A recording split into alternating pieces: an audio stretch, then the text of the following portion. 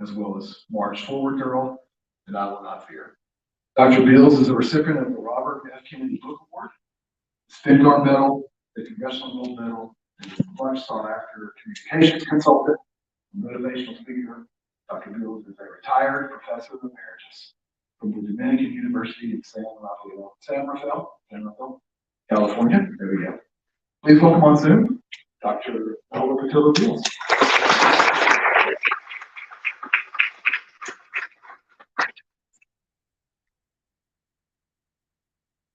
Okay. And before we do get started, for our blessing and invocation, please help me welcome Linda Griffin.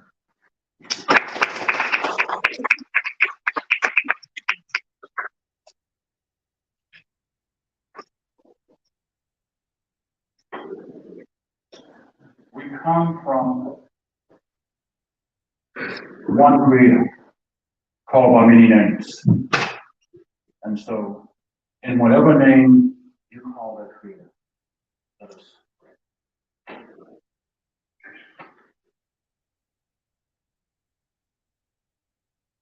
O one from whom all come, and to whom all go, we greet you. We are mindful of ancestors who have joined your rim and paved the way for us. Some through the sacrifice of their lives, all through the sacrifice and the example of their living. We are mindful that we stand in their spaces, and we stand before your eternal gaze. Bless us as we gather this day, and bless this gathering for your purposes. We are especially thankful for these scholars, activists, examples who will inspire us in this moment. And grant that we might use the inspiration they bring and stand faithfully in the example of those who go before us to live as your children. We ask in your name, by whatever name we call you. Amen.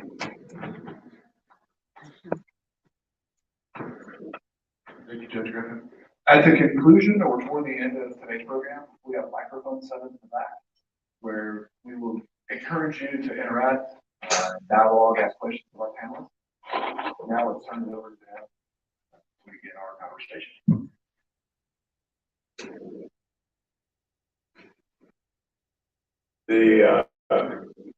I have one disclosure that I want to make, that the person sitting to my left is my sister.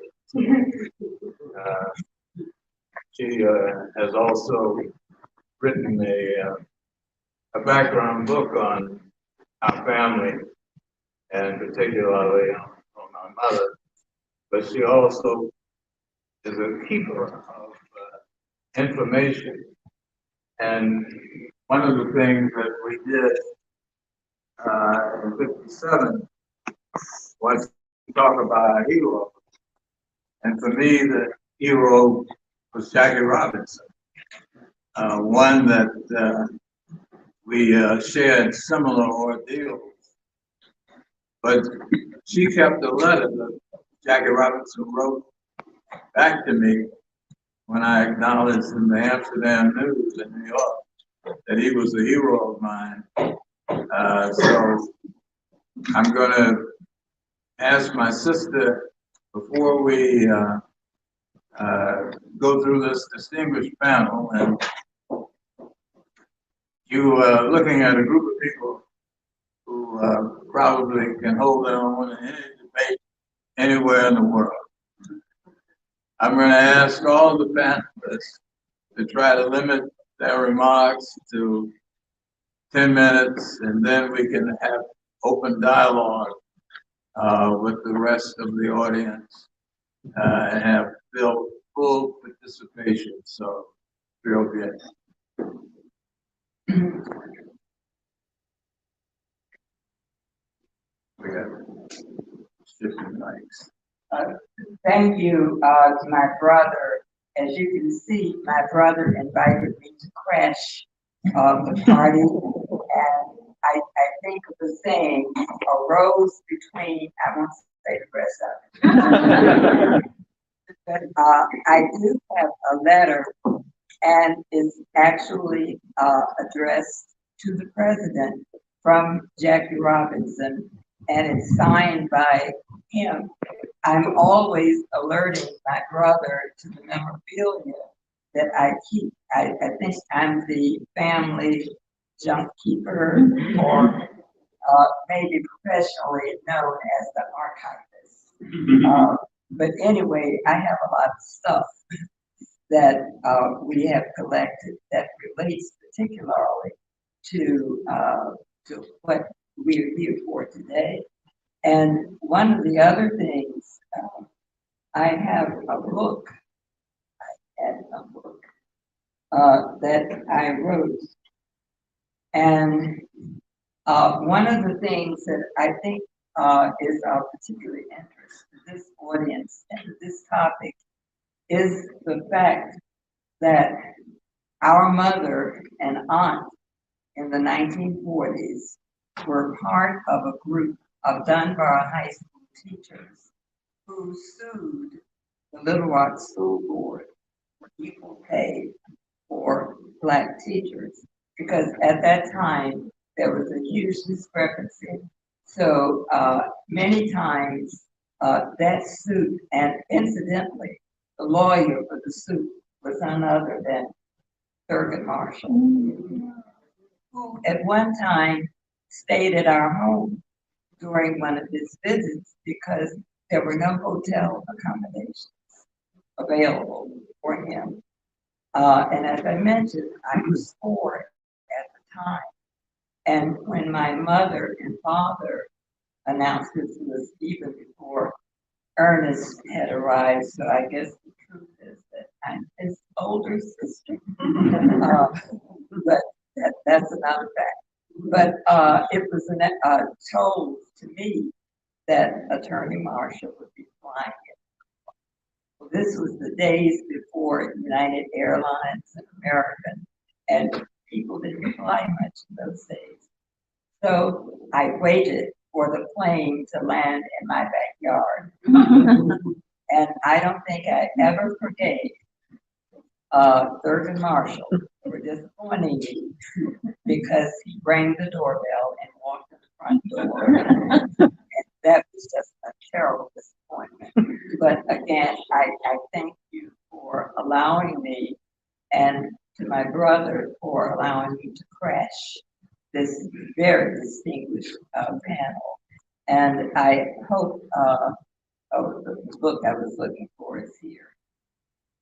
This is the book, In Spite Of, and we talk about the accomplishments that we were able to obtain in spite of Jim Crow.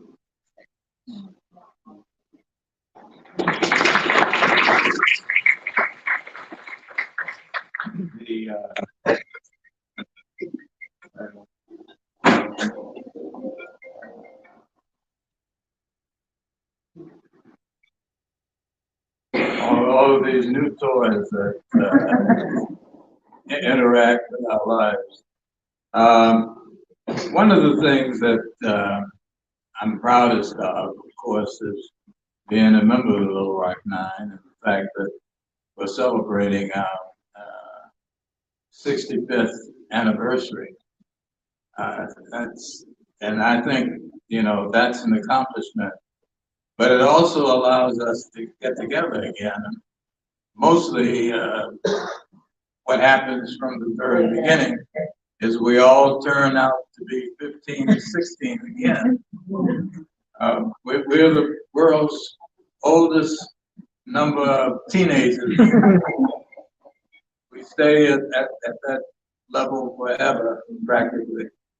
But today, brother, I want to get you beyond entering Central High and ask the panel to talk about impact that it's had, good, bad, and different. Secondly, how best to get students to use all of the resources that are available to them since the 54 decision. And then lastly, ask the audience to think about burning issues that you have, concerns you have, and also opportunity this afternoon to talk to power. We have created opportunities for conversation that didn't exist when I was growing up.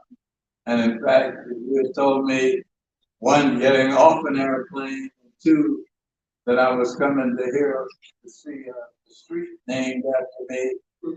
I said, not this lifetime. But here we are with a number of achievements that none of us thought possible. These guys are arguing about who's going to go to the moon first. We're trying to make certain that we can inform our young people that there are opportunities beyond what we even dreamt about. And that this is just one of those forums that we're going to start. So you guys flip a coin and see who's going to go first.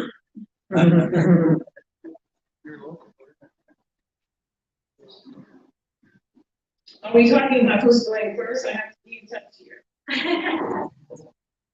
I think since my name is Fields, I'll start first.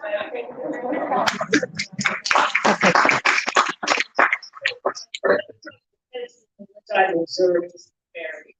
I was a elementary school teacher, a middle school and high school teacher, and I retired with 18 years of teaching at the Atlantic University in San Rafael as head of the department, communications department. My doctorate degree is in international health and cultural reputation, having observed and written several surveys and papers on what this disparity is. It's one of my topics that I focus on. One of the things I've observed is this: poverty, and we as a race of people are measurably poor, much more poor than the other races that we must compete against in school. So now when you arrive at school, let's say when I was teaching elementary school, but I had the privilege of doing it, teaching in both a public elementary school and a private elementary school. The private elementary school, I tell you, the admissions fee for 1 year is $40,000 a year. That's what those kids were like if their parents at age 5 paid $1,000 a year. They arrive with the understanding of what's the theater. What is Shakespeare? They've been to the theater. They've been places that our children who live in poverty, who are glad to get their families, don't understand the disparity in education. The biggest one I discovered as a teacher teaching daily is our children don't know the advantages of it. They don't know the value of it. So one of the methods I established was to sit every student down. My goal as both a university teacher and another teacher was to sit every student down for at least 30 minutes at the beginning of the semester and talk to them. Who are you? Do you know why you're here? Why do you think you're here? My sister went here last year. It's got in my alphabet. I mean, the first thing to do, I believe, in terms of teaching, is to reassure them as to the purpose. You understand, if you're poor, you live in a family where there are no college graduates. I was blessed living in Little Rock, Arkansas. My mom was one of the first African Americans to attend the University of Arkansas. You understand that she sat in a classroom getting her master's degree with a fence around her, a little wooden thing that if she wanted to get out of the body or whatever, she would climb up her back. Back in the 40s, she worked hard and then to get her doctorate degree hard. So, but the one thing I noticed, the one thing I was able to observe, as poor as we were, is my mother sitting at the kitchen table with all these books, and at the beginning of the semester, I should crease the pages. And she told us always, the key out of poverty, the key to equality was our education. So the most important thing I need to do to shatter some of this disparity is to value education for our children. To explain to them how it doesn't matter what color you are. It's like I say, folks, are you gonna call me an NITTR? Call me doctor. I got two of them, okay? Call me doctor. Cool, call me whatever you like. I'm a doctor, qualify yourself, okay? So that education matters, and we have to make sure our children understand that. That's my first thought. And the second thought is to understand when somebody comes to the first year of school, our children start out sort of measurably behind. It is necessary to have programs which catch them up. Preschool in areas of poverty are, I think, absolutely critical to success.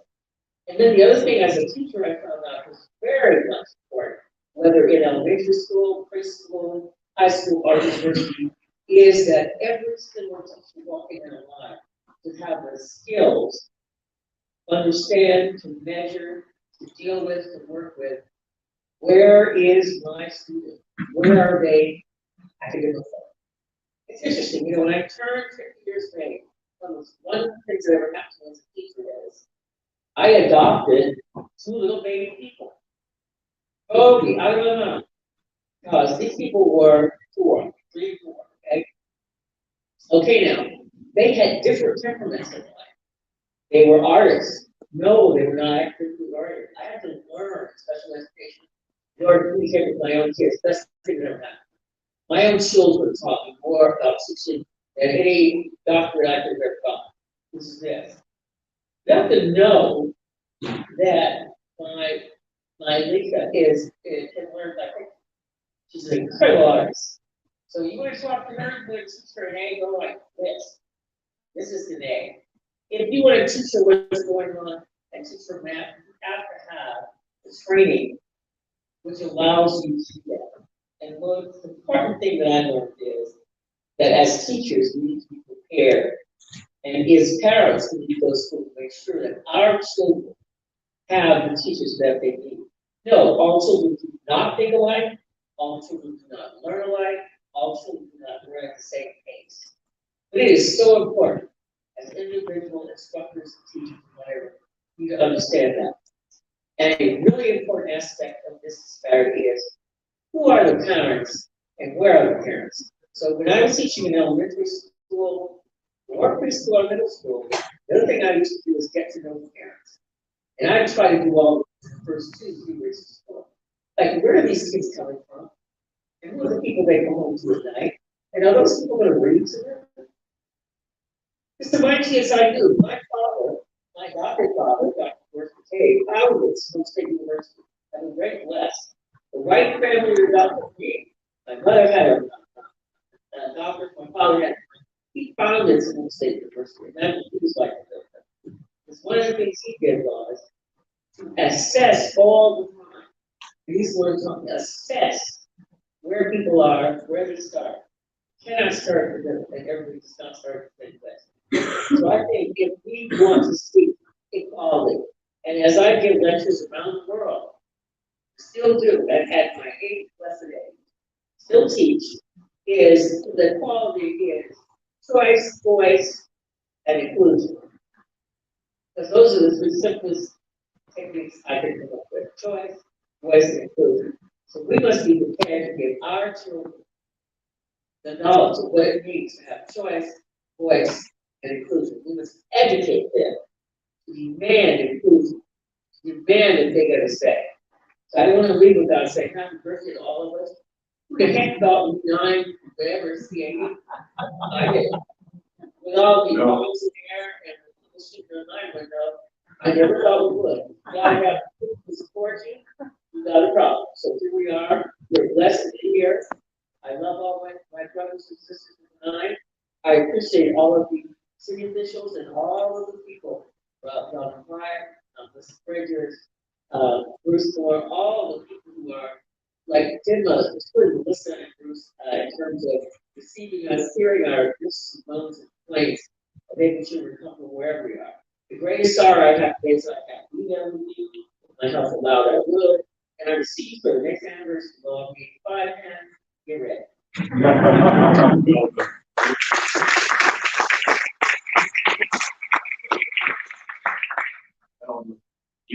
You're gonna participate with us throughout the entire session. But one of the things I want to point out is that she is one of the most prolific writers of books. Her book, Warriors Don't Cry, I think it excels most of the literature that's been written about the modern civil rights movement by tenfold, 15-fold. How many printings do you have? Well, several. It sold more than a million by 7 at this point, and I am blessed. It is a textbook in all schools, free schools across the United States. And I wanted that to be, it's not that I'm rich. You know, you never get rich and feeling the writer. It's the publisher that gets rich. Simon Fisher do a real well there. But the point I want is for everybody to see how we suffer. Because then you're going to know not to do that to anybody else. The point of Warriors Don't Cry, I don't just sing this song. I am a warrior on the battlefield, my Lord. I promise I will serve her until I die, and I will not cry. She told me that almost all the time. So I wanted people across the world, before I die, you understand what you did to me by treating me less than. And that was that is the purpose of my writing. Thank you, Ernie, for acknowledging that. That's the purpose of my writing. And of course, we want to acknowledge Ernie. Ernie is always our leader. He's always Papa. We've never forgotten our positions in the night. We've never forgotten who's the wisest. Backed up by his mother. And this his mother and his mom taught me several classes. So we never forget. We never forget our priority. We never forget our order. We never forget who does what and when. And we never forget how much we love each other. Well, So it's a privilege to be well, here. when you come out of a family of teachers, you learn that you pick up other things that the other teachers had. So, but one looks at what you've accomplished, and as part of the 9, you set a standard that we all want to reach for and be able to mimic. So, thank you, Melvin. I'd like to also, let's move on the issue of empowerment. And from the distinguished panel, the superintendent and others, that this is a question that I've thought about as a kid. I'm sure this group of young people are thinking about it presently. And thirdly, what can we as adults do to enhance that they have empowerment? So first of all, good afternoon, everyone. I am overjoyed and honored to be able to participate on this panel, and I've heard the term distinguished used a couple of times, but the distinguished folks are Green, your sister, Ms. Milva. I am just honored to be able to share this moment with you. Being raised in Jacksonville, Florida, and only have been in Little Rock for the past 3 months. It's such a euphoric feeling to be able to be in a place that you've read about as a student in school, and you've heard about the Little Rock Town, but to now be living, not only living in the city where these events occurred, but to be leading the school district where the Little Rock Nine so heroically made a mark not just on this city, but all over the world. So I am blessed and honored to be part on this panel. I have a lot to say, but I won't attempt to say it all now. I definitely will talk to minutes and dialogue for those of you who are here. But I would say, I have so many concerns about the state of public education in our country today. And I think we all know that children don't choose and don't ask to be born into the families that they're born into. They don't choose the situations and the environment, the economic conditions in which they're born. So for many students of color and poor students in general, from less affluent families, there are so few paths out of working the generational cycle of poverty, and education is one of those things. And unfortunately, there are not many quality educational opportunities for kids of color that exist in our public school systems across our country. So my charge to the folks who are here and to the folks in this particular community, you always hear this term, I don't know, I can't even remember what the term is, but those with the loudest voices also, they most often get the most attention and they most often get what they want. And unfortunately, the communities that need the most, that deserve the most, voices are often the ones that you don't ever hear. I've only been here for 3 months, but my experiences here are similar to experiences that I've experienced in other places. We have major issues in our city and in our school district. But unfortunately, I find myself in my short few months here getting distracted and getting bombarded with issues and concerns that aren't the most important things. And often the people who need to be making the loudest noise and demanding that we do things better and differently in our district for the children which we serve, we don't hear from them. So when we don't hear from the community and those voices who need to be making the loudest noise, those few who make the loudest noise, we end up giving our attention and focus to issues that they bring and that they demand, which often don't benefit most of the kids in which we serve in our school district. So I would beg and implore all of us in this room. I think one of the things that we need to do a much better job in our school district is figuring out a way, and it's not just an issue here in Little Rock. It's in every urban community that exists in our country. To find a way to mobilize our community, to find a way to engage with our families and to engage with our children in a way in which we can empower them. We can show them that there are multiple options and many different things that they can access and teach them how to advocate and teach them how to demand, make demands for those things that they need. And I'll finish by just closing with this. You know, one of the things that I am the most passionate and concerned about is literacy. If kids can't read, kids aren't literate, they can't do anything.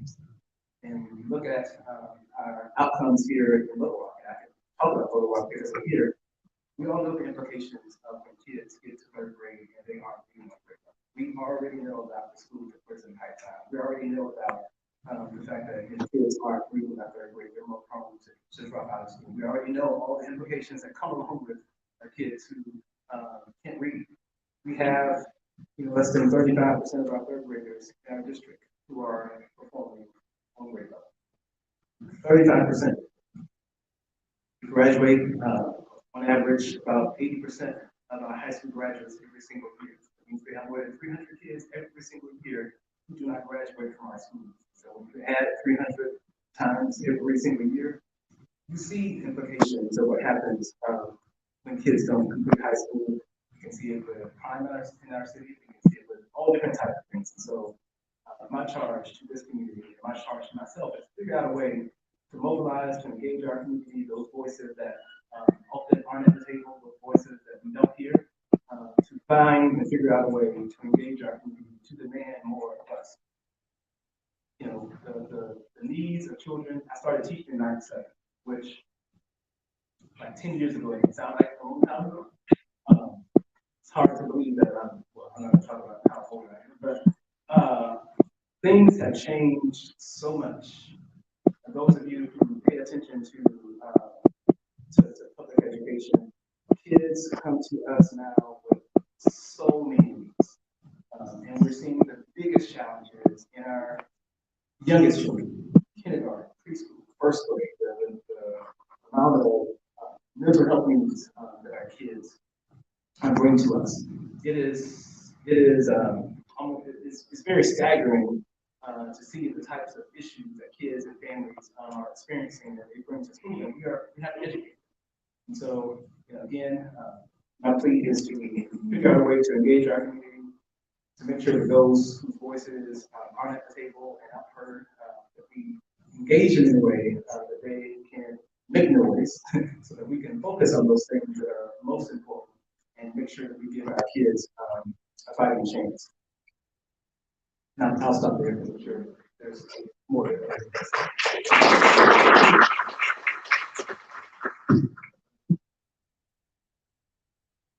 Thank you, so much. It is an honor to be here for sure. I'm thankful to my Lord and Savior, Jesus Christ, and the Father, for getting me here safely, for my wife here safely, for my wife. She keeps me in check. And I say that for an example, for most of our communities, is that there's a disconnect. So let me go there, and I'm not going to recite a whole bunch of data.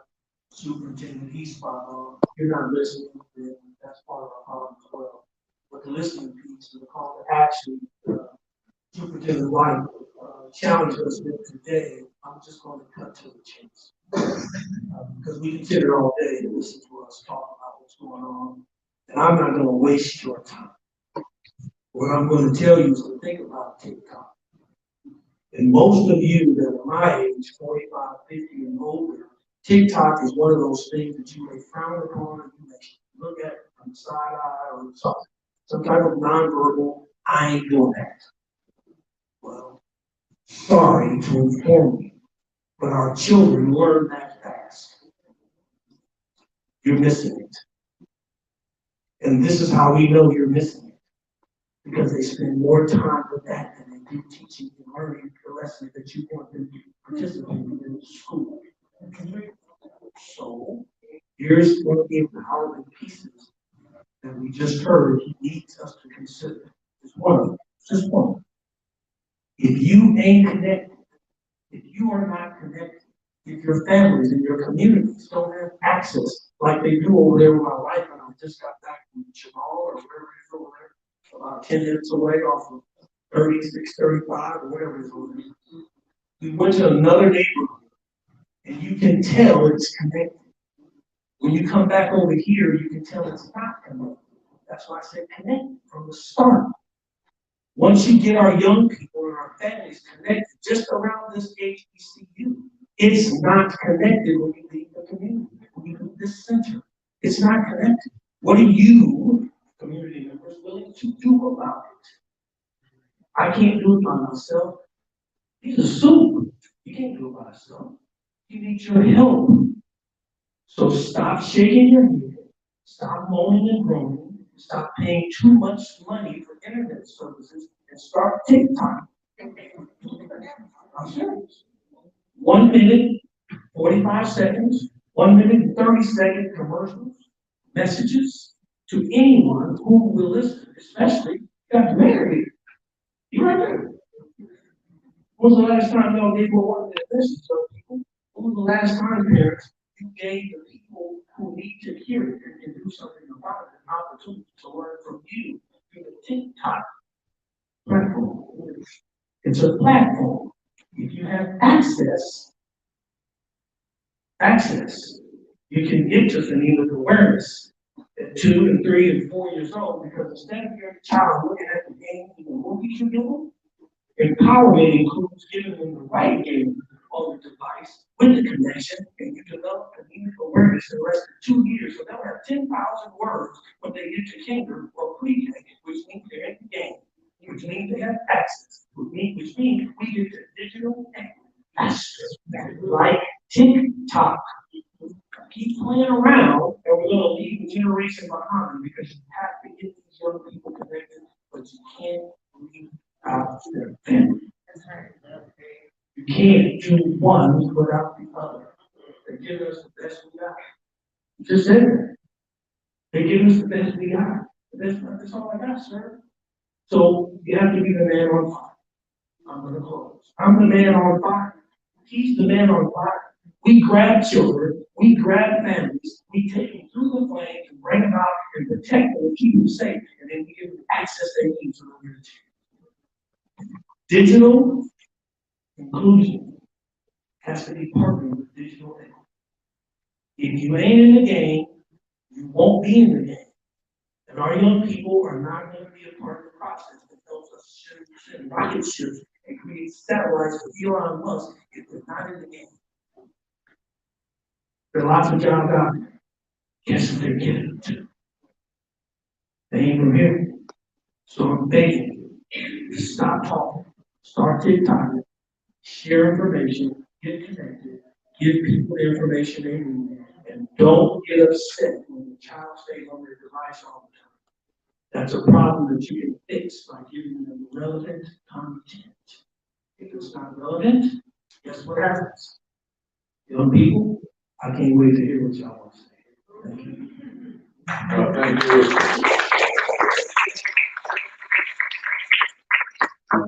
We live in a world now that platform that things is faster than some of us in the generation. Which seems to be a good jumping off point to widen the audience participation. And who's got the first question? You get a prize for our.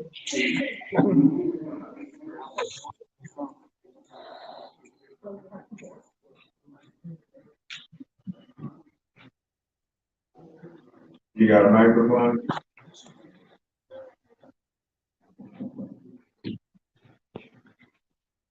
Good afternoon. My name is Magnolia Gay. I am a retired teacher with the Little Rock School District, recently retired, so I'm not too far out of the game.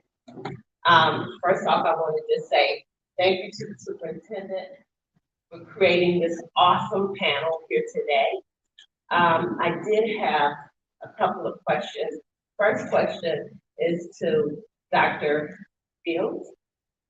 As a retired teacher, what are some things that you can say to today's teachers about tools that they can use to impact today's students? That's my first question and my second question is to our new superintendent, and we're talking about engaging not only students and community. What can we, and I say we meaning me as a retired teacher, even though I'm out of the classroom, what can you do with me so that I can too continue to be a part of being an advocate, not only for students, but also for teachers? Those are important. Those two things and parents are very important to me. Thank you. Well, thank you so much for your question. I think it's germane because one of the biggest lessons I learned was by adopting two little babies when I was just about 50. And what they taught me was, until that point, I had come from an academic background. My mother was a genius. She was an IQ of almost 200, spoke 6 languages. She was something. And all of us had this line of do it, work harder, you can do it your way, memorize it, get that, do it your way. My two children taught me that there are many.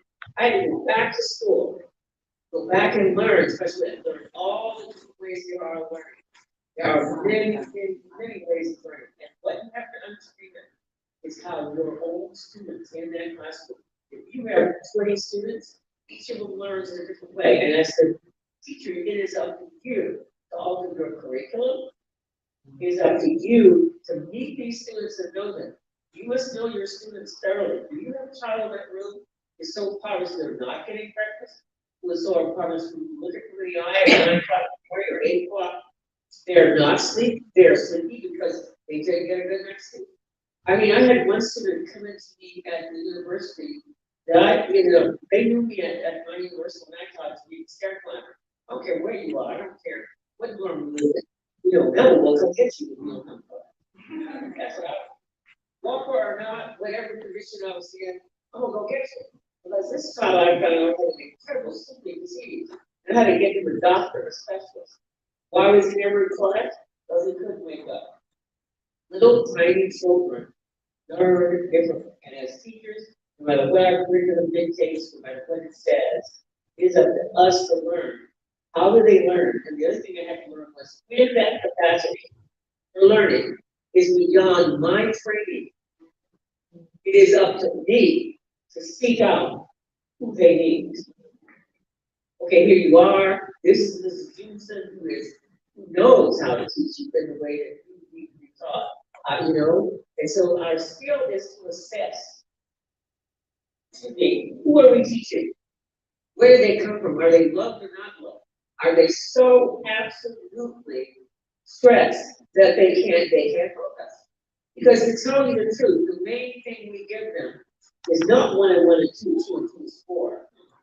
The main thing we as teachers give a student is self-esteem. Self-esteem. In Warriors Don't Cry, about 5 days in, I wrote what would be the paragraph that all the critics would say would be the most incredible, and that is this. Black folks are not on board doing your second class citizens.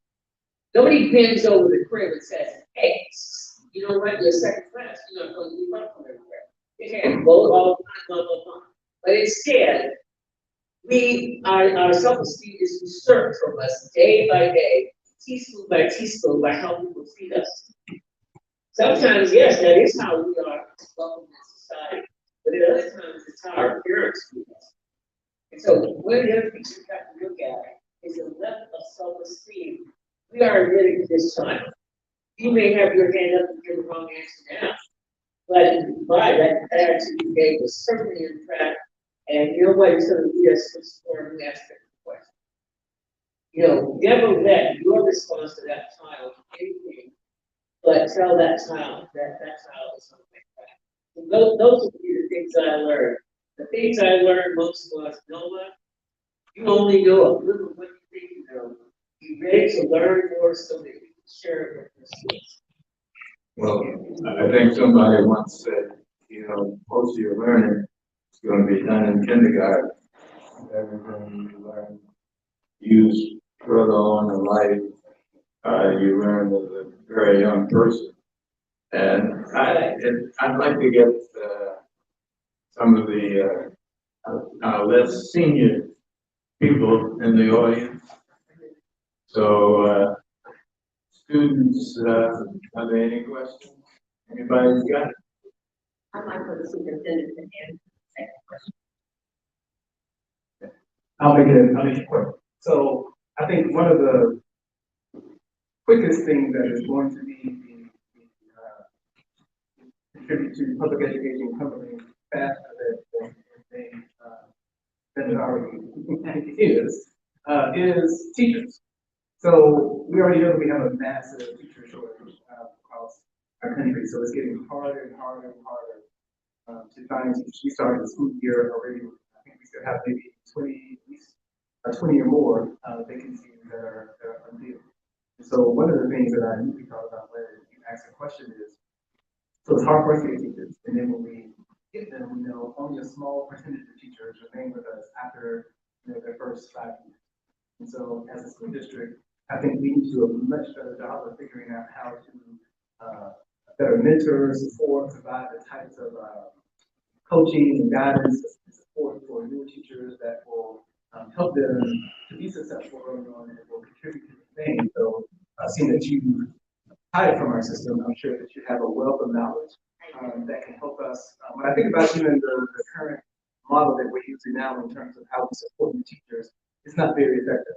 And so if there's things that you can do to help us figure out how to better implement better coaching, support, mentoring, or better systems to help our newer teachers remain with us, I mean, I think that will go a long way. And number two, I'll say, being that you know, I'm sure you are part of the Little Rock community, and so as I mentioned before, we need to find better ways and newer ways and more unconventional ways of engaging those in our community to be a part of the work that we're doing. And so we're trying to figure out a better way of reimagining how we do community engagement, and so being a part of not just the school district community, but being a part of a citizen of Little Rock for so many years, I'm sure that you and others will be able to help us figure out better ways, non-traditional ways we can engage the community and be a part of the process. Yes. I'll try to be brief. I'm here Oates. We came up with a group of students from Pineville, Arkansas, and one other teacher from the Pineville area. I have so much to say with so little time. I'd first like to acknowledge Dr. Beals. I've taught her several times to several of my students throughout the years, Warriors Don't Cry, because I believe it is certainly important for our students to connect with where we started, the quest for education and how strongly we felt about becoming educated citizens, the young people. But there's a different story now. Once I remember teaching that book and the students were very engaged. It's a very important account of the experiences that the 9 students who entered Little Rock Central High in 1957, how much they were willing to risk and put on the line in the name of getting a good education. Well, the truth is we don't have that passion anymore among our youth. And we need to perhaps find a way to get back there. But there are a lot of distractions. There are a lot of stimulants outside of the classroom that within the classroom, it's hard to reach that student. And I love the idea of making it relevant. TikTok, I've never thought about that before. And my 3-year-old granddaughter, TikTok, now let's do TikTok. Of course, it's perfect. It's a perfect platform. So now, from now on, my students will be doing TikTok in class. But I'm a retired teacher. And to address the problem of teacher shortage, I have 2 questions that I've written. Number 1, this is for the superintendent, and number 2, for whomever it is who wants to speak on it. What is your position on the relevance of high-stake testing that seems to disconnect us further from our students? And number 2, how do we address disparities along racial lines? I teach at Watson Chapel High. You know what's been going on there. And for the past 2 Fridays, education has been disrupted by bomb threats and code blacks. And each time it happens, it discombobulates everything that we're trying to do as a teacher, as an educator. I came out of retirement because God gifted me to reach, to teach, and to inspire, and to take care of young people. And I mean, I felt it was my responsibility. Yes, I can sit home every day and put my heels up and watch TV and drink coffee late and eat breakfast, but I felt it my responsibility to come back and help where I was really needed. Warriors don't cry, right, Ms. Beals, Dr. Beals? So those 2 questions I'd like to know. How do we, your position on the relevance of the high-stake testing that seems to further disconnect us to the students because it's irrelevant to them. And how do we address the disparities along racial lines? Because at the end of teaching that novel, I asked my students, okay, did segregation work? And they looked around at each other. Yes, it worked. I said, it worked. Yes. I said, why? Because we can eat when we want, or we can go when we want. I said, okay, well, if it worked, where are the white students? And, okay. Those are 2 extremely loaded questions. My best at that. And so, with regards to standardized testing, I think that assessments in general have their proper place in what we do. We don't know how kids are doing, and we don't know how they're going until without some type of assessment. However, I think, and I can say this here, hopefully, I promise we just have a lot of room, although I know it's saying but I believe that when we focus so much on a test and use a test to dictate what we teach every single day, I think that's where we lose focus. My belief is that we all have, every state in this country has state standards. I don't think anybody will argue, with what we, want kids to learn and be able to do based on their grade level and basis of life. I think it's, my whole philosophy has always been, even as a principal, even as an instructional superintendent, I've always told my teachers, we're not focusing on the test. We're going to focus on the standards. I believe that you teach kids what they're supposed to learn and get, they should be able to do well on any of their tests. That's perfect. So I think sometimes we know that there is biases in tests, there's cultural biases in tests. We know that there are many things that work against certain kids from being able to perform well on any standardized test. But I believe that if we provide kids high quality instruction that is based on our standards, using relevant curriculum, using cultural relevant pedagogy, engaging ways that makes it relevant, our kids should be able to perform well on anything that is put forth. But we can't let the test drive what we do. It's too narrow, and we can teach way above it, and our kids should be able to perform well on anything that's put forth. I just need to speak up and say, we found that I found one student, for example, who in the 3rd grade, he worked beside me, get this, he worked beside me as a cameraman. I was a news reporter for 7 years before I became, went back to school to my doctorate. And this dude worked beside me, and in the 3rd grade, through testing, he was diagnosed to be mentally retarded. They put him in a class, they put him in an institute, they stopped teaching on a regular basis. Well, guess what? It was discovered later that he just needed a pair of eyeglasses. Thank you very much. I'd like to answer the second question for that. Darren, can you repeat that one more time? I want to make sure I get to it. How do we address the disparities along racial lines? So here's the one perspective, and I've done it for quite some time. Superintendent here, particularly very softly, some of you are concerned that we don't have an education. One test that you take one time a year does not indicate a student's growth. Most people will not disagree with that. And a lot of young folks just walk in, and if you ask, and I'm going to give you just this context. In some neighborhoods, children are given a chance to exercise their voice, and there are no limits. And they can almost say what they want without prosecution, persecution, discipline, suspension, etc. In other neighborhoods, they're not given a voice. That's racial, depending on where you are. It can be economic, depending on where you are. But what we've done is not listen to young people who are a lot more active when it comes to race relations if we allow it.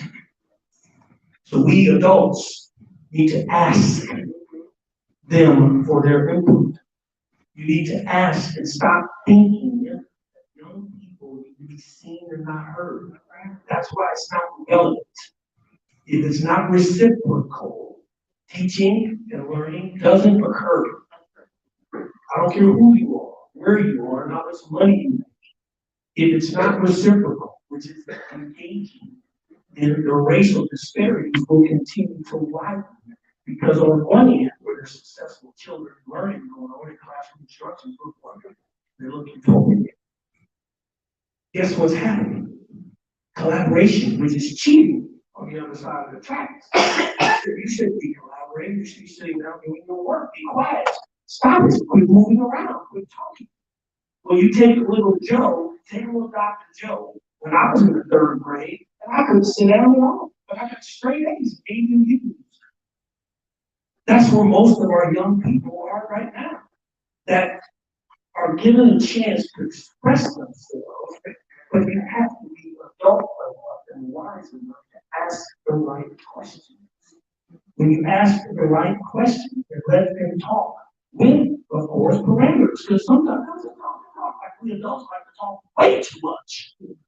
Children don't like talking if they don't have to. We have to figure out a way to give them permission to share their thoughts, and they're not going to do it the first time. So on one side of the racial flag, you'll have them talking about whatever they want, they'll get the platform. They get accustomed to that, doing it in a minute or a minute and a half. And then someone else will get a minute and a half. And that's what they do, is what we call instructional circles. But on the other side of the tracks, they don't get to speak at all, they're lectured to the whole time. So we want to talk about that. I can't say white, black, purple, green, blue. That's not fair. Because these young people today don't really care about that. We adults care about that. So we have to get past it because the mind made the sacrifices that we need to move forward on, as was articulated earlier about this life. We have to move forward. They've made the suggestions and made the sacrifice for lots of others along the rise of others. So now I will suggest to everyone that moving forward, you give your young people a chance to communicate with you and ask them questions, but give them rules in a dialogue. I'm going to give you about 30 seconds or 45 seconds to let me know what you think, because we can let little Joe and maybe let the doctor and the other doctors speak as well. Are you doing that at home to give them practice? And the answer, unanimously in this room, I promise you, will be no. And it shouldn't be. It should be absolute. We have discussed it all the time. At our dinner table, that's what we do. Even if we're not at the dinner table, we're discussing whatever. How can we empower our young people and our families and our communities to do the same thing? One school, one classroom, one audience at a time. Both of them answer to something. And I would argue that that's the path we ought to be on, to apply across a number of venues, whether it's voting, participation, election, being able to speak out on issues that the children think you pay attention to. Being concerned about what's the next series of platforms coming forward after TikTok. And I'm sure there are 3 guys in a room right now trying to figure that out. And how it works. All of these changes, but because you may not have a student in Lower Rock Public School, you still are a player, and you've got to stay involved to make sure that you're getting your value, you're getting your psychological value.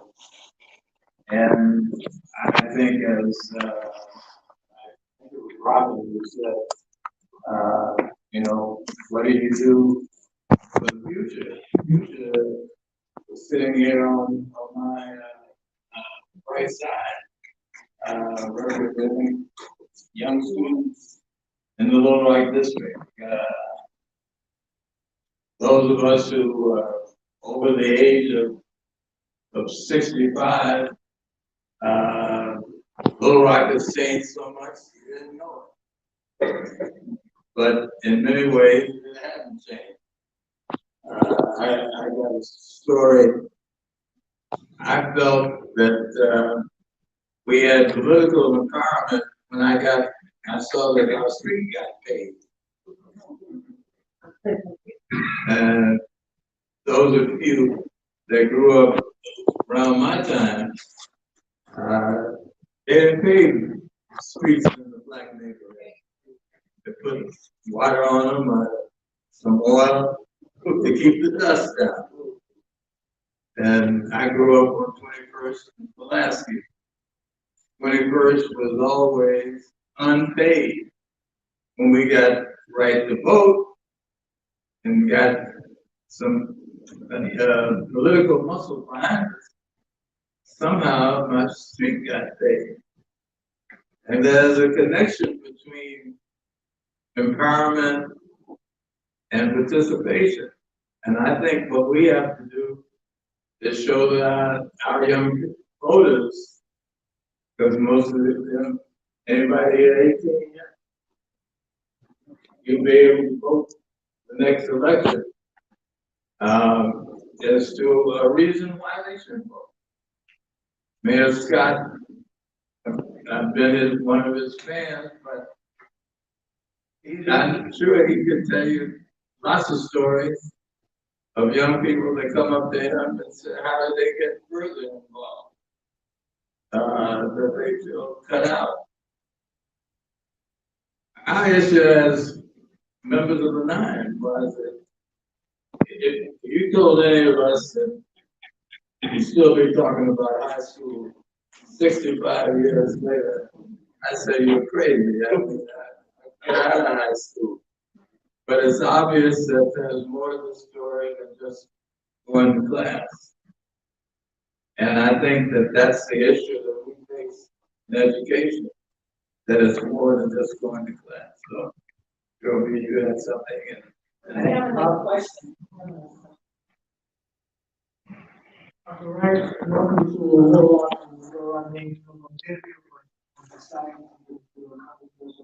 Welcome to Arkansas. We're gonna be on campus, so look out. And these are the nephews who are here, so I'll always protect them. The literacy advocate, this is National Literacy Month.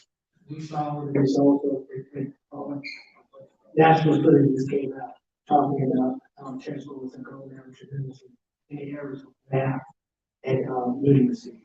I really would like to know your vision for getting young people engaged in reading books, literature. You know, we talk about the digital divide. There is a reading divide in this country. That's any librarian in this country on children coming to check out books. No.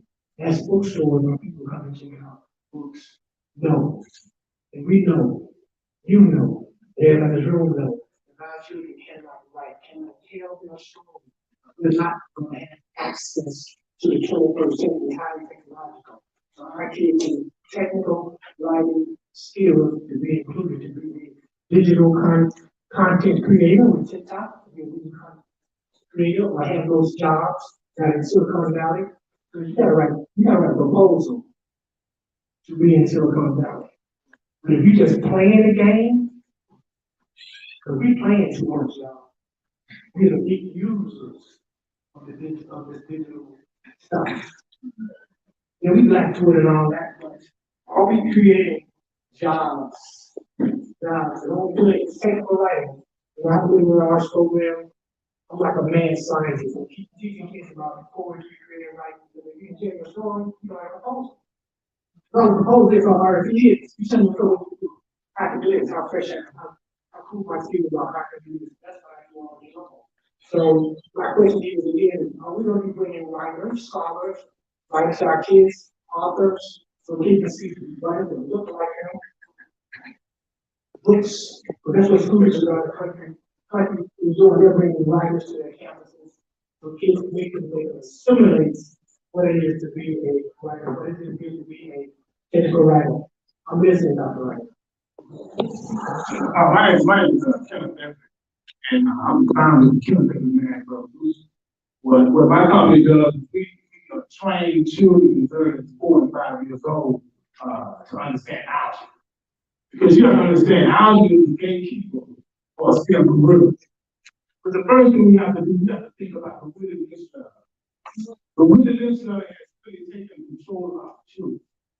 And then, how many people know about the Willie Lynch? Raise your hand. Not enough. It's not enough. So what you need to do is you need to go to Kenneth Epic, no pencil, no paper, and I performed the Willie Lynch 30 years ago. 30 years ago, I performed the Willie Lynch because I saw it in the children because I've been teaching for over 35 years the same subject, algebra. I was going to change teaching algebra for 1 year because a kid named Last Act Patel, he asked me to teach geometry. So I decided to teach geometry, and I found out that I would never ever teach geometry again. Let me tell you the reason why. Because too many kids didn't understand algebra, they were trying to learn geometry. So it made my job too long.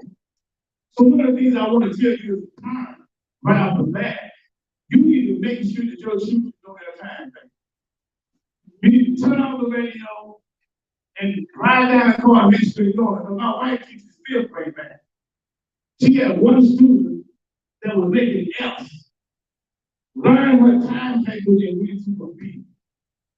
See, we can talk about all the problems that have to be addressed, but we first have to change the mindset If we don't change the mindset of our children, we can talk to it all day long. I'm glad that I'm here because I was chosen for this. Let me tell you why. See, when God chooses you to be something or do something to make a difference, nothing gets in the way. So the Holy Spirit says, I saved the best for last for you because I knew you do right by my people. But if you don't, when your life is over, I'm going to show you all the people that you could have made an impact on their lives, and that's going to be on you. So I'm going to make a difference. And the thing that I say most of all is that we have to make sure that our parents can understand too. It really disturbs me when you say we got to get parent involved. How you get a parent involved in algebra and anything like algebra? How they gonna go to the school and talk about algebra to the teacher when they don't even want to be embarrassed because they don't know? So I want to say to you today, right now, is that we got to get involved in making sure that our children have an opportunity to have a STEM career. And the way we're going to do that is you've got to start introducing algebra. And the last thing I want to do is pass the mic. My wife always tells me I talk too much. So I don't want to do that. So what I'm saying is this. If my program, and think about this, if you had an algebra book, because I build elementary videos, but I don't use cartoons, because I ain't trying to entertain your people. I'm trying to educate your people.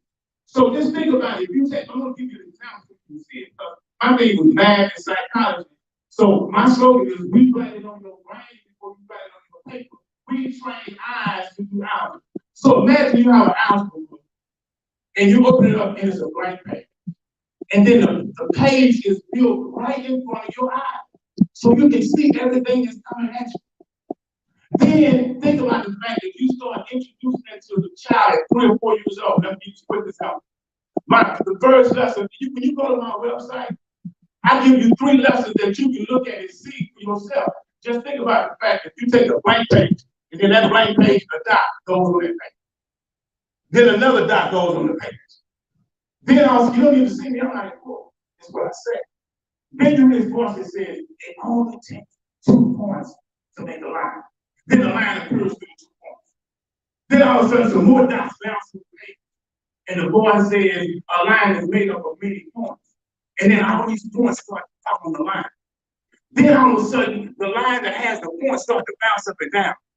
Then the voice says that line, that point at the end, lets you know that the line continues on and on and on.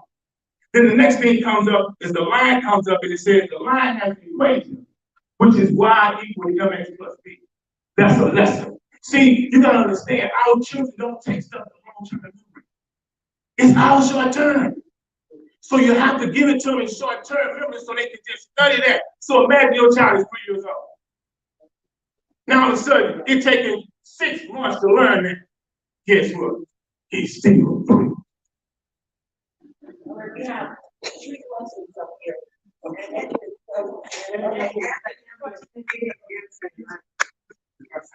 I'll answer the literature question real quick. So we have more knowledge now today on science of reading and what we need to do to make sure the kids know how to learn how to read. I think the issue is when we have teachers who come through traditional college education, they're not trained in the science of reading. They don't come out knowing how to teach kids how to read, especially if they're coming to us already significantly behind. And then the majority of our teachers today don't even come through traditional colleges of education. As a school district, we've got to do a much better job of making sure that our teachers, especially in preschool, kindergarten, first grade, and second grade, that's where my focus has always been, and that's what will continue to be, to make sure that our highly great teachers have the skills, the competencies, and the understanding necessary. Number one, to know how to teach kids how to read, and number two, how to make it relevant by many of the ideas and suggestions and strategies that you already mentioned. I'll use an example as a principal in DC, and as an instructional superintendent in Denver, which most of my schools were Hispanic students. We were below 20% of our kids were reading proficient. All we did was focus on the science of reading, making sure and training our teachers, making sure that they have the skills and competencies necessary, and we changed our whole instructional day. You know, there's no need of us spending 8 hours a day going through 6 different subjects, only spending limited numbers of time with things. kids were so far behind, so we took a whole semester. That's all we did, was to make sure that our teachers focused on literacy, help make sure that our kids were able to access their grade level curriculum. So that's my answer to your question. Things that we are beginning to do here in Little Rock. We've got a long road ahead of us, but I think we can get there. One of the, thank you very much. One of the motivating factors for my wanting to go to Central was that they didn't have physics at Horace Mann. I'm still struggling with physics, but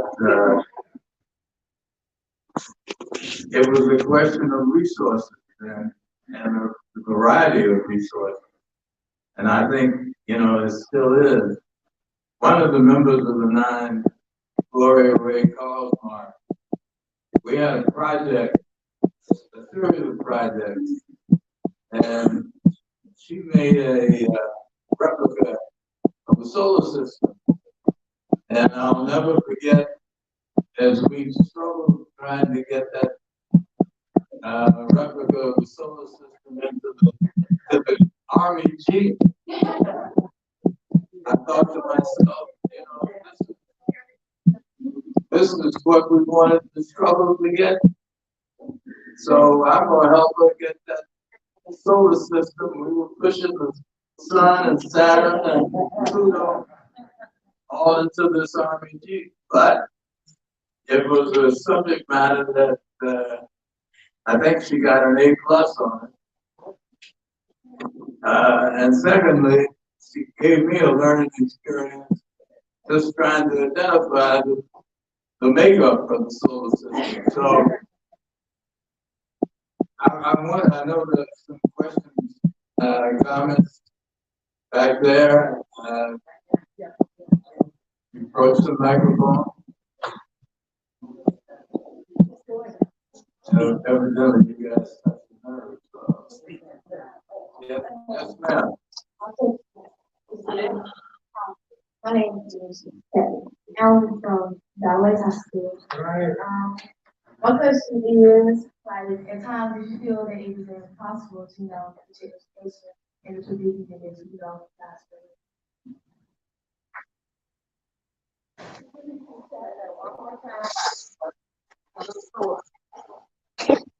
My question is, like, did you feel that it was impossible to do your education and being in the predicament that you guys were in?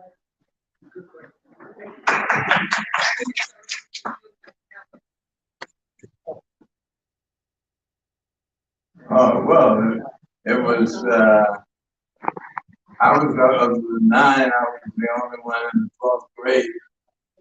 And it finally dawned on me that it was very important for me to have to graduate, because otherwise they were ready to predict that we couldn't cut it.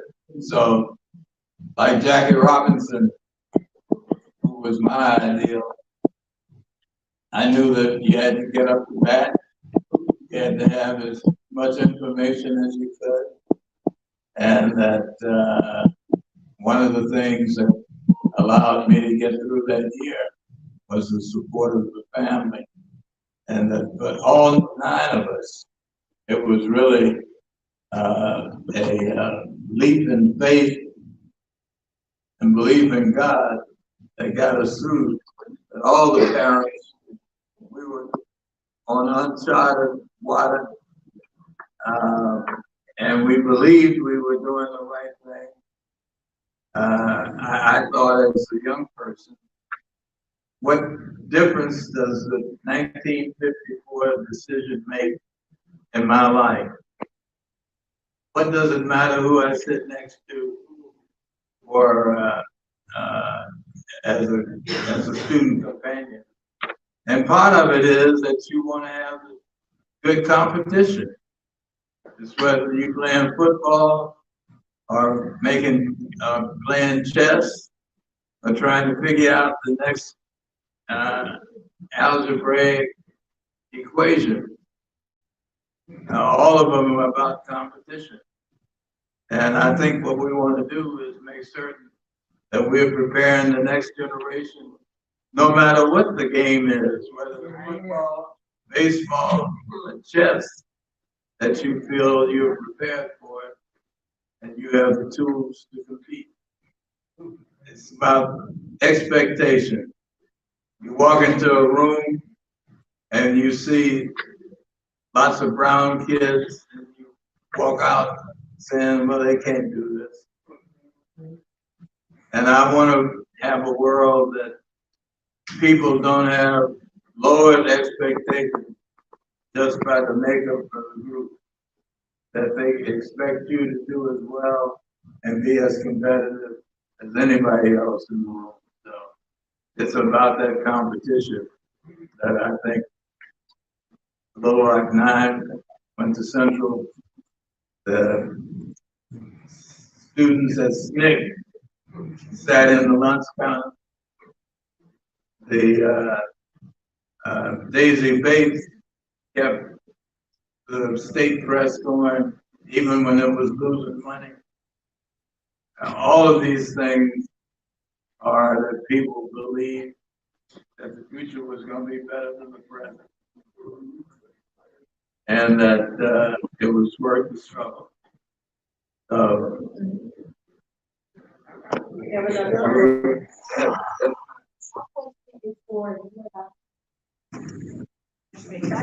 name is Trey Hill. My question for you and Dr. Bill, like, how was y'all experience living right now?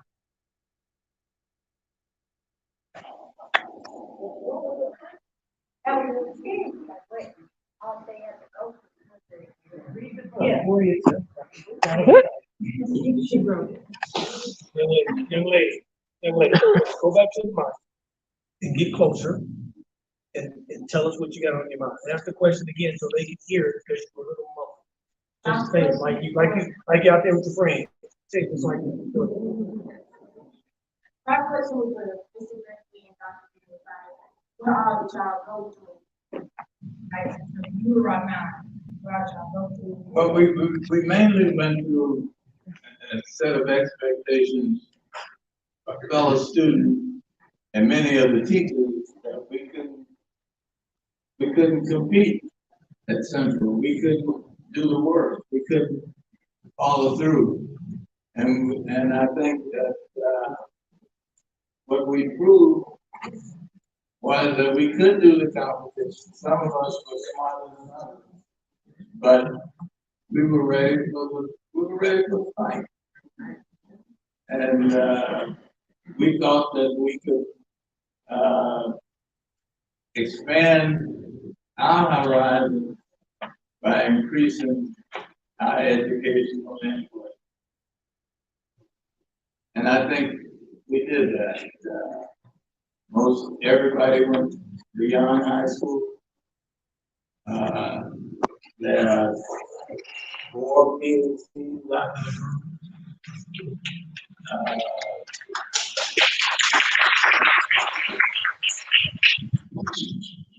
Here, adversely mistext. Somebody gonna take this phone. If you go beyond this generation, children of the blind, we got a lot of people. I have a son who's University of Chicago and he's a tenured professor. And the number of black and brown tenured professors at the University of Chicago is not a long line. So partly it's the environment, but the other thing is that the 9 of us all expected each other to do, and we supported each other. And this is what this weekend represents for us, an opportunity to get together, to be able to talk, to be 16 again, and be able to help each other. So I think as you go further in terms of your achievements and opportunities and a world that your parents didn't think was going to exist, I don't know what we're gonna do when after they go to Mars and land on the moon and Mars and find out it's got the same makeup as Earth. Where will they go next? But it's always the exploration that we have never gotten the real benefits from. I also want to make one other comment on Gloria Ray Kalmar. That her father was an agriculture extension agent. He helped develop things like sweet potatoes. He was a support to Booker T. Washington at Tuskegee. And today we're talking about food going from the field to the table. Her father was working on that 30, 40 years ago to show that black farmers could make it and be competitive. One point I'm trying to make is that there's a history that connects us all together. And hardly this weekend, we are proud to be a part of this panel because I think if I know more algebra, I might be able to understand this. I need it. But also that this interconnection is what made us survive this terrible journey that many of us have experienced. I mean, the reason Arkansas is one of the top agriculture producers is that we make rice, cotton, chicken, poultry. All of that is a desirable outcome for the market. So even though the stock market can fluctuate, you go stand by the Arkansas River and watch the barges bring in more cotton, take out more rice. All of that is interconnected. And I want to be able to see at some point some black and brown young people drive that barge, be able to be a broker for more rice and other food products. But Gloria's dad was doing that 60 years ago. And in fact, half of probably what he did talk to. She said it was 100. Yeah, you did it 100 years ago. About 100 years ago. So when you talk about George Washington Carver and Booker T. Washington and Tuskegee, that you're talking about her father. And one of the reasons she's standing there is that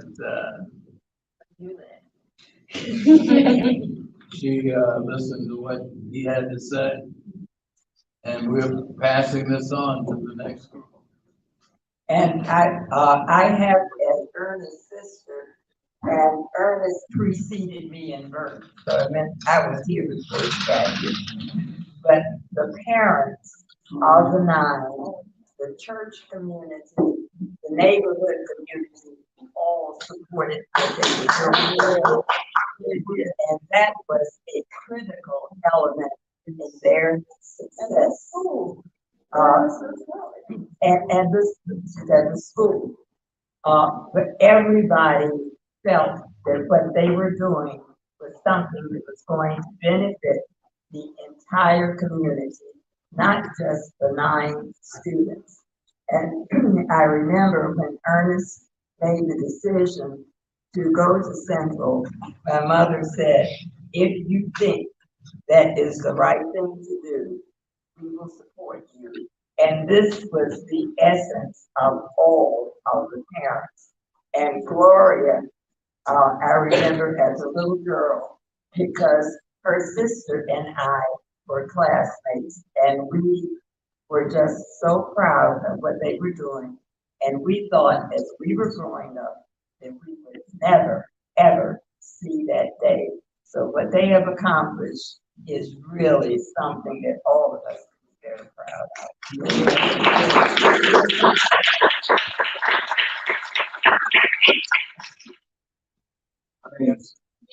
I would like to say one more thing, which is this. Our celebrations that we have are wonderful. We thank every one of you who has supported us for generations. We thank the city officials who lend the resources we need. But the one thing we want to tell you is, I remember John Lewis caught me just before he died, sitting in a wheelchair. He said, "You better get up. You ain't got no time to deal. Girl, stand up and go." And here's what I say to us. We don't have a whole lot of time to celebrate. At least we wondered about it. Are you noticing what's going on in the Supreme Court, or are you looking the other way? I got the boots in the closet that I marched for women to have rights.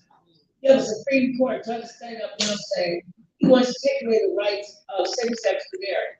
You have our voting rights given at least across the South. So for those of you who come to celebrate today, we got one word, is vote. Vote, vote, vote, vote, vote, vote, vote. Get out, look who's running. We still have to march forward and fight the same battle. The battle is as big as it was, we fought it in 1957. It's just a different battle. And Dr.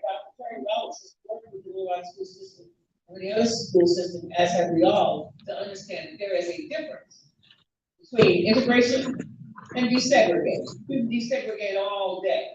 Unless you've got a program to bring people together, to understand each other, you still have separate and unequal. And therein lies the heart of what we are discussing. That is the disparity between the education of our people. Keep in mind, let us celebrate, but we only gonna take a little bit of time now to celebrate. I have already started writing my 100 letters a day around the country to people who need to vote. I invite you to figure out a way to vote and persuade others to vote, get involved with the system. I don't care who you vote for. Get out there and learn who's running, and learn why, and learn what they're bringing to the table for you. Because we cannot end this battle now. What Bernie and all the rest of us, Gloria, Trinity, and Thelma, what we did was carry the report so far. We like to pass it on. Thank you very much.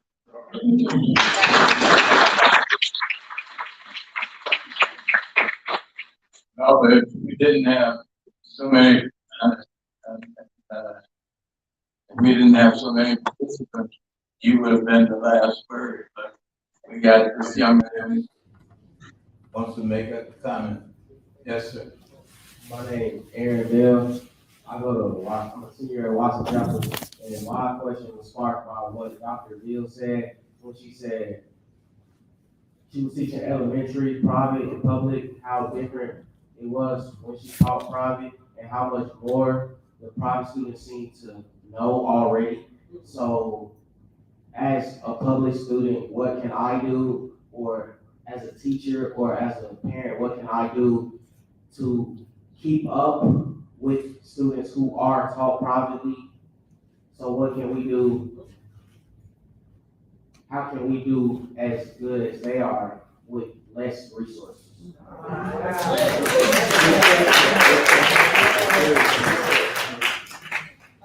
ever had was, I mean, that's that briefly, I'm not talking about, but these things are important. One of the things I learned to do, being a news reporter, grew me up almost as much as a simple.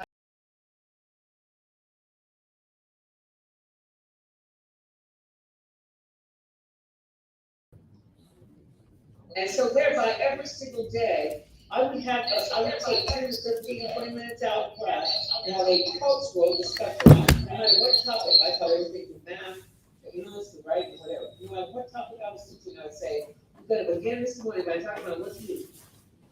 And then I would say, each one of you would read your paper. You look at news on TV, because one of the things we cannot forget with our people is cultural advancement.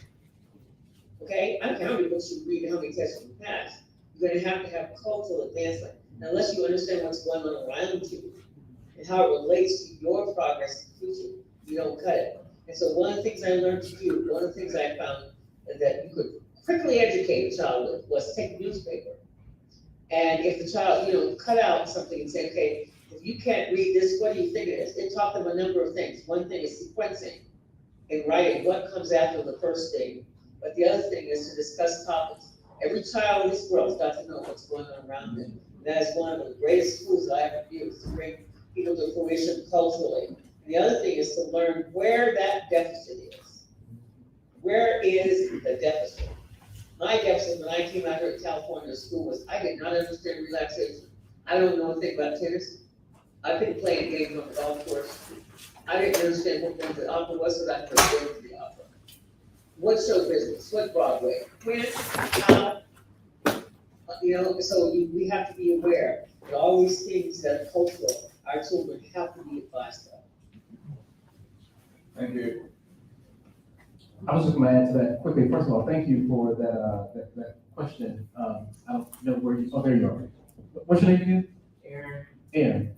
You've already got it. I mean, I can already tell just by the way in which you asked that question. You've got everything that you need. I would just encourage you to figure out, what it is that you want to do, what it is that you want to accomplish, and find people who have already traveled that path. Find mentors, connect with folks within the community. People that that can help you navigate the path that you want to travel to accomplish what it is that you want to accomplish. I think we live in a day and age now where there's so much information out to where you can self-taught anything. You don't need a traditional classroom to learn anymore. I mean, there's so many resources, you have access to so much information. So I would encourage you to, again, figure out what it is that you want to do, help someone to help you figure out how to navigate the path. Seek out as much information as you can. Teach yourself, depending on those who've already traveled down the road, and you'll get there. Help others as you travel along the way. And I would, that deserves an applause.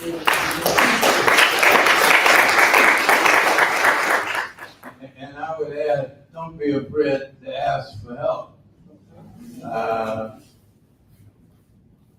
All these smart people in this room, they'll tell you that it was somebody or bodies or teacher or some father, mother figure in the family that made them believers that they could achieve and not have to submit to lowered expectation. It's all about being able to know when your Little Rock Central moment comes, are you going to be able to grab it? Are you going to be able, will you know that it's a special moment? And I want to argue that for many of us, the moments have passed us by, but we're raising a generation that has higher expectations, and that when that Little Rock Central moment comes, when they become the 10th person of the 9, they'll be able to benefit from it in themselves and also help somebody else. And it's about being able to reach out and help somebody else be able to benefit from it. Young man, I'm gonna tell you this now, I'll share this with you, teacher to student, and anyone else in here that's around his age group. He's exactly right. They're both, we're all, but think about this. You have a cell phone, you have an iPad or laptop somewhere. Well, I would ask you to do this as well. You mentioned earlier, the superintendent mentioned earlier about information. The information highway is called the internet. I mean, last time we checked, right? So underutilization of that super highway of information is our fault. And if you have it at your fingertips, as he just said, you can teach yourself anything today. But which icons and which apps are you paying attention to? TikTok is a minute and 30 seconds. How many of those do you really need to look at? This is just an example. Instagram. So you can only look at so much of that. But that information is not teaching you anything that you need to know that will take you to the next level or get you in the next game. So there's some other bits and pieces of information that when you have it on your phone, girls and guys, young men and young ladies look at different things, but the social network ain't making you no paper. That's right. Not you, even if you're an influencer. You want to be able to tell an influencer, you come to me and I'll pay you. You can only do that by gathering information and teaching yourself some items that you're interested in. I just mentioned it to you. So whatever it is you love to do, start having those icons input on your laptop, on your phone, on your iPad, and every single day. 15 minutes a day will get you an A. So whatever you do, whatever you like, look at it, read articles, 15 minutes a day, every single day. And whatever it is that you're interested in, you'll blossom higher than any of those other folks you think have more resources than you because they won't be as well read. That's right, yeah. Okay? Make sense? Thank you. My name is Bonnie McDonald. I'm originally from Virginia. My oldest sister, Sylvia, met you at William and Mary College some years ago, Dr. Green. And she said the president that came and got her specifically to walk across the campus with you. And you all spoke about how things have changed and how things have not changed. And she said, Dr. Green said, they ain't changed a whole lot. And so I'm saying this because in 2006, I came to the 50th anniversary with my 3-year-old child. My husband said to me, don't you go down there tomorrow because you can't go because you don't have the ticket. And the word can't is not in my vocabulary. So I asked baby girl, I said, baby girl, you do want to go to this tomorrow. No, mother. I said, yes, you do. And we went and we parked on Battery Street. They said, if you had an umbrella, don't come. You don't have a ticket, don't come. If you have a stroller, don't come. We had all those 3. And we came anyway. We listened, with great amazement. And I heard each one of you speak loud and clear. And I heard the pain in your voice as if it happened yesterday. Then President Clinton got up and spoke. And my little girl was sitting behind me on a row behind me. And he was talking about how great it is that blacks and white can sit together and get an education. But I kept hearing laughter behind me from the student section that was sitting behind me. And then I turned around and I saw what the laughter was about. My baby girl's 3 years old. She was sitting back there with 2 white little boys. One was 4, and then the parent had a little baby girl in her lap. And President Clinton was saying how great it is for them to be able to sit together. When I turned around and looked, baby girl was moving away every time the little white boy was moving closer to her. And that's what the irony of it all. But let me tell you where my baby girl is right now. That baby girl at 3 years old, I went back home. I was an officer in the United States Army. After 8.5 years, I went home to take care of all the next 3 set of kids, me and my husband, that had been together for 42 years. I raised them. And every teacher had to give me their lesson plan for my children from 1st grade all the way to 5th grade. 3 hours, they had to I retaught everything because I wanted them to have the same education that I had in Virginia. And they did it. They cried, but they did it. Baby girl came along. The oldest one's 42, 37, 35, 28, 20, would have been 26, and a 19-year-old. Baby girl came along at 3 years old, and she said to me, Mama, what are you doing one morning? I was reading the paper. I said, I'm reading the paper. She said, well, I want to do that too. So I taught her how to read by doing the advertisements. We had a word a day, for, and, thus, they, and she would circle the word and go along. And so I told her older sister, I said, look, this child is picking up so fast. I started writing her stories. And I'd say to her, you can't read this because this is too interesting for you. Oh, I want to read that, she said. Then we started going to the library on a regular basis. She got so advanced with it. She was reading the boxes with cake mix on it and telling me what the ingredients were that we need to put on it. I would let her cut out the coupons. We go to the grocery store, she'd look for the items, and if I put something in the grocery basket, she would say, put that back. I said, well, why? You don't have a coupon for that. But when you were talking about algebra, oh my word. When she got to the charter school, all my kids went to public school. But education changed at the 20-year mark. Books were not as informative as they were at one time. The reading was not phonetic. It was whole language, whole words. And I could not afford to lose my children. So I had to go to private as well as charter, just so my kids could obtain the education I wanted them to have. And we fought. We went to about 8 different elementary schools. And 7 of them, they would call the police on us coming.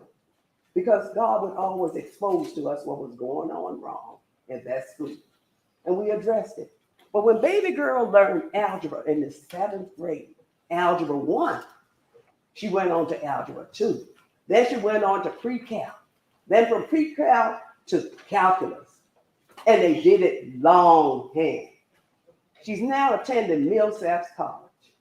She remembers the day we came down at the Little Rock. And the reason why she remembers that 50th anniversary, we parked our vehicle there on Battery Street. And when we went to walk back from the event, we couldn't find our car. And so I said, oh man, don't tell me they told us. And we walked around 2 and 3 times. And finally she looked at me with such dismay and said, Mama, I said, don't give up on me, don't give up on me. And sure enough, we found the vehicle. And when we found the vehicle, I said, we're gonna go in Big Daddy's pawn shop. We're gonna buy these pearls because I want you to have these pearls to remember this day.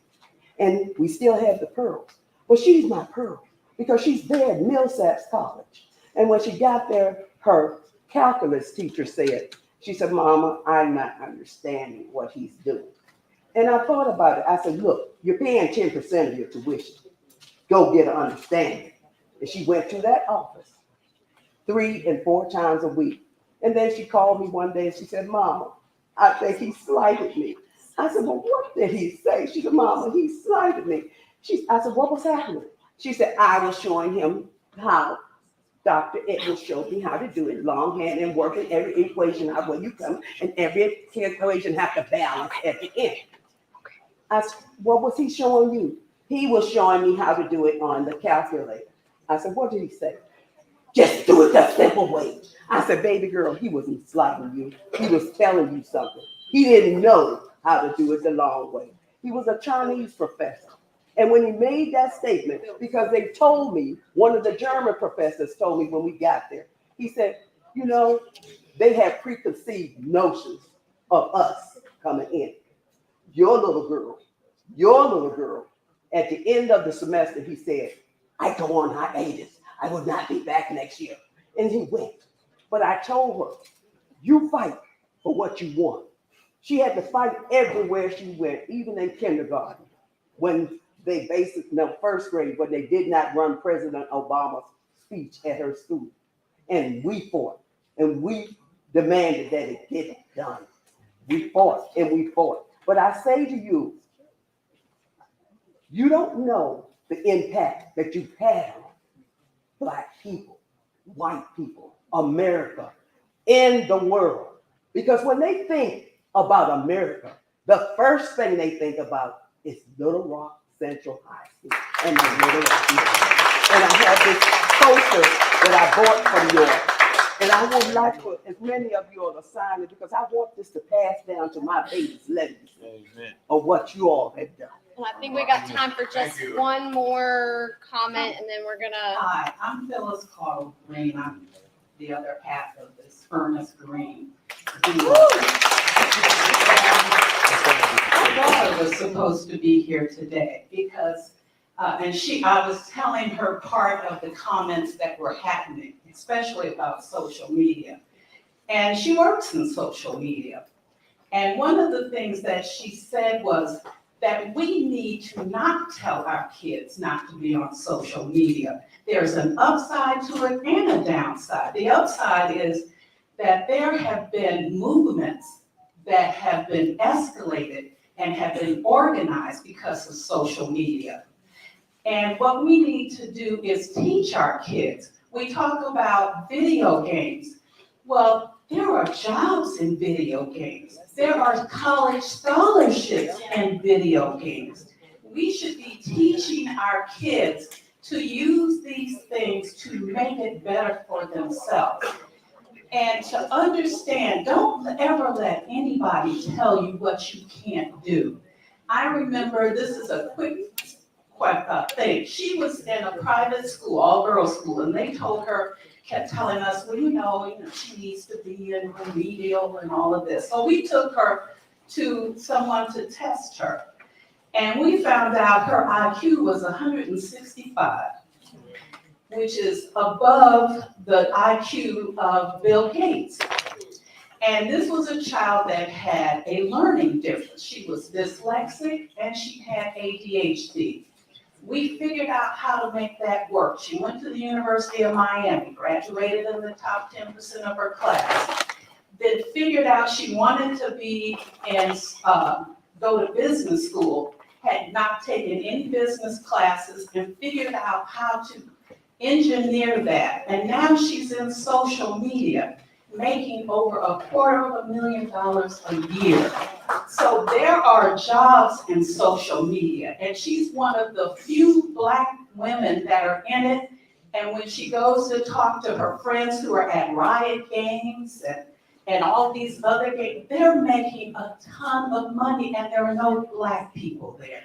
So let's teach our kids that if you're going to do that, learn something from it, and not just buying the games, but learn how to make your own. Figure out how you can make this work for you. Thank you. All right. I just want to say this. Can you hear me good? I just want to say this. I want to thank you guys for coming and being here today. But I want to pitch in the church. We work with the National Alliance of Faith and Justice, which is a pen or pencil program. PEN stands for penitentiary, pencil stands for education. We try to push them away from the negative behavior that will send them to the penitentiary.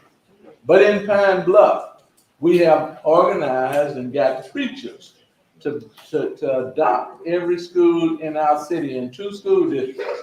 And we have found now, just being there as pastors on patrol, we have been able to reduce negative activity and violence on campus by 33%. And I just have a push for the pastors to become involved. We only ask a pastor or a minister to adopt that school, give us 1 hour per week to be on that school and interact with the kids. So it actually works, and I just encourage every pastor, tell your pastor to become involved with the schools, because as you said, the ministers played a big role with the Little Rock Nine.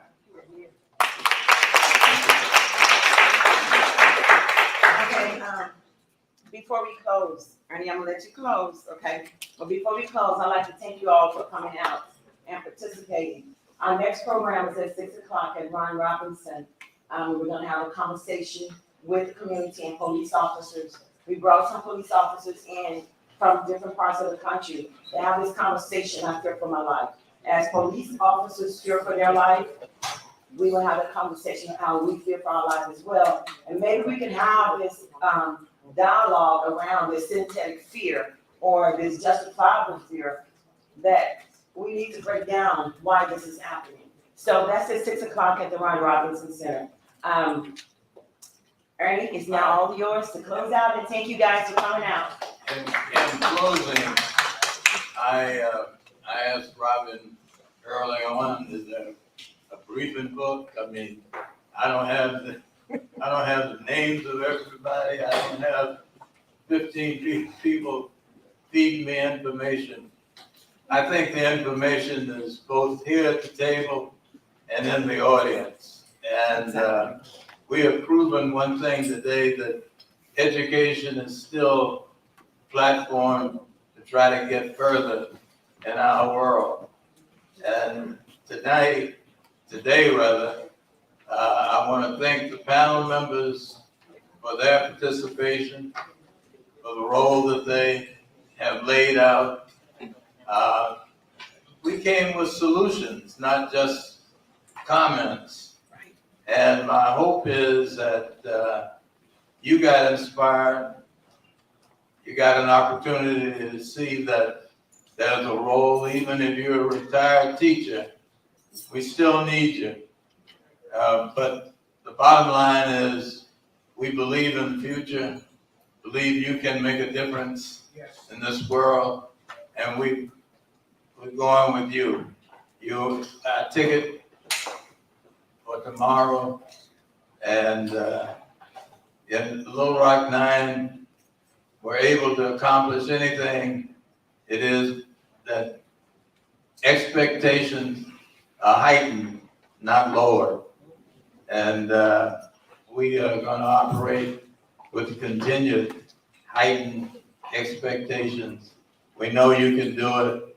Doesn't matter whether you're playing basketball or playing chess, we expect you to win. So thank you, Robin, and we close this session out. It is now closed. Okay, so, one of the things that we are doing though, we are taking the transcript, and we're going to create an after action initiative report, so we can put this information back into the community. All right, thank you. Right? May I get a picture with you? Okay, you can get a picture.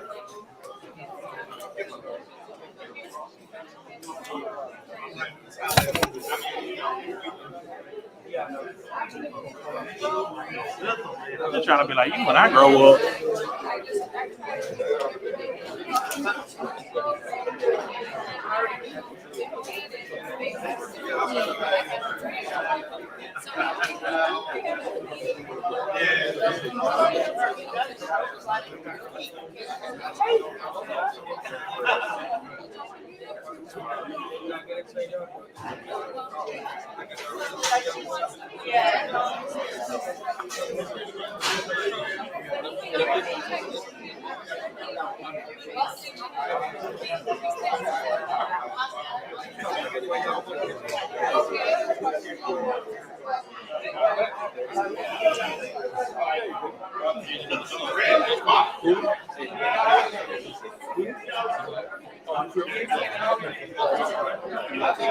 Have to go in about 9 seconds, please.